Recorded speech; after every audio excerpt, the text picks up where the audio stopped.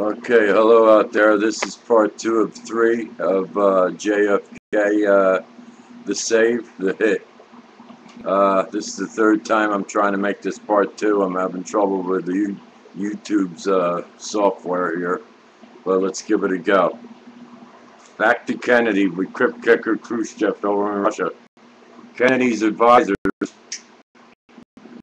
and every foot of Cuba being filmed and photographed and laid out for Kennedy in his Oval Office, and him studying all these photos and stuff like that with his advisors, and seeing all these missile areas and launch pads and stuff just 90 miles off our coast in Florida, people. Okay, in 62 and 63, all right? Kennedy would get advice from different advisors and take the best, parts of what he thought were the best parts from his advisors and on how to approach Khrushchev with this. Well, he had copies of photos made of the missiles and stuff, even with the missiles being under tarps as a regular cargo on the ships going over to Cuba when they were being shipped over there. These ICBMs, intercontinental ballistic missiles, intercontinental, to keep it there. They're that long range, you know what I mean? So anyway, even with the large, extremely large tarps over these things, the tips of the missiles were just sticking out with the tarps.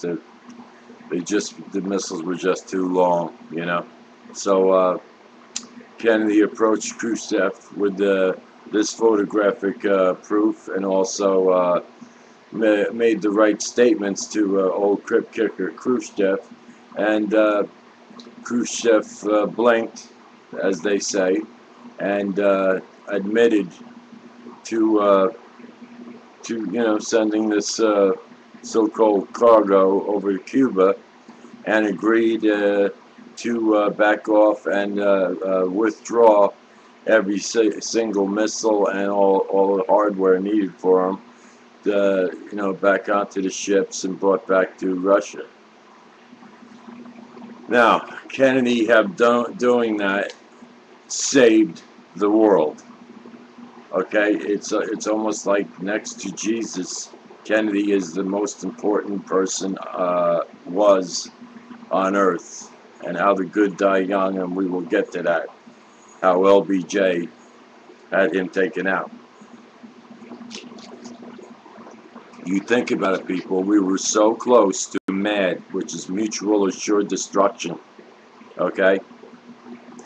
Then the arsenals just between the U.S. and old Russia over there alone, if we had shot off all of our arsenals, all the missiles, ICBMs from Russia and U.S., the nuclear fallout alone from just us blowing ourselves up would have put such a nuclear cloud on Earth, it would have killed everything on Earth, okay?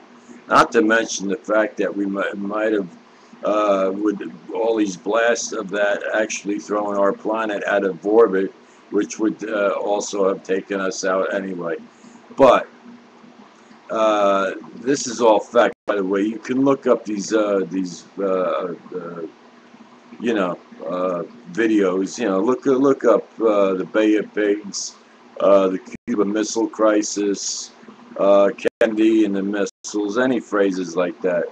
Okay, and also now I'm going to play you a recording from the party where LBJ's Mistress Whore was at this big wig party there, where you had Gay Blade J. Edgar Hoover, who would dress up as a lady for some strange reason. Can you imagine J. Edgar Hoover? Look up a picture of him, and then picture him with a wig, makeup, a dress, and falsies. It's not a pretty picture, okay? I don't have a picture of that, but it's just hideous to think about that scene. All right, so I'm going to play you a clip that, anyway, I'll skip that part, but I'm going to play you a clip of LBJ's girlfriend at the party. This is when LBJ finishes his big wig meeting, and back room of this moldy mansion they were having a big party in. And this is what he told his girlfriend about the Kennedys, and I'm going to leave it going. And this will be about the rifles, plural. 2 rifles were found in the 6th floor book depository building. Not 1, 2. A 6.75 Mauser and a 6.50 Carcana rifle. Okay?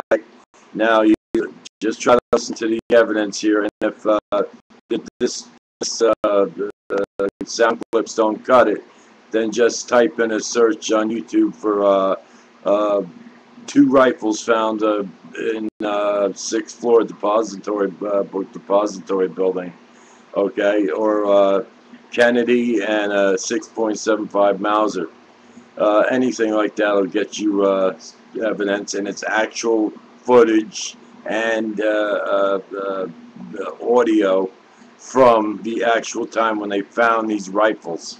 Okay, actually, it's the actual footage. It's unbelievable. They actually found the German rifle first. So I'll just let it go. Let's get to it. Okay. By the way, if I don't have enough time, it'll go on to part number 3. Okay. Came out. I was, of course, happy to see him. I did not know that he was going to be there. And he whispered in my ear at that time, those blank Kennedys will never embarrass me again. That's no threat, that's a promise. So he departed. The party rapidly broke up after Lyndon departed.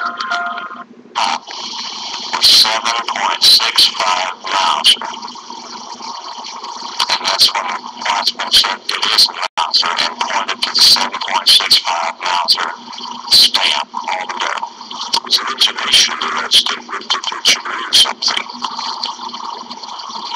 The shells we found came from a 6.5 Italian rifle. There were 3 cartridges over the right. 3 cartridges that were found out the southeast corner came from a 6.5 Italian carbine. The strongest element in the case against Lee Harvey Oswald was the Warren Commission's conclusion that his rifle had been found on the 6th floor of the book depository building. Yet Oswald never owned a 7.65 Mauser. When the FBI later reported that Oswald had purchased only a 6.5 Italian Mannlicher Carcano, the weapon at police headquarters in Dallas miraculously changed its size, its make, and its nationality. The Warren Commission concluded that a 6.5 Mannlicher Carcano, not a 7.65 German Mauser, had been discovered by the Dallas deputies.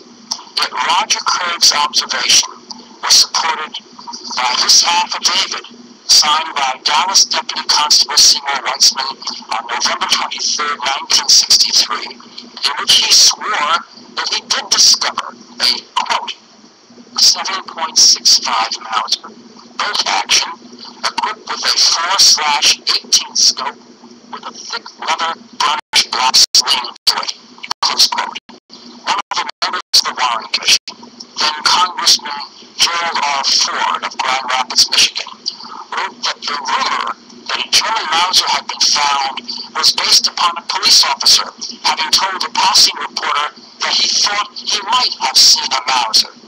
That explanation appears to be false.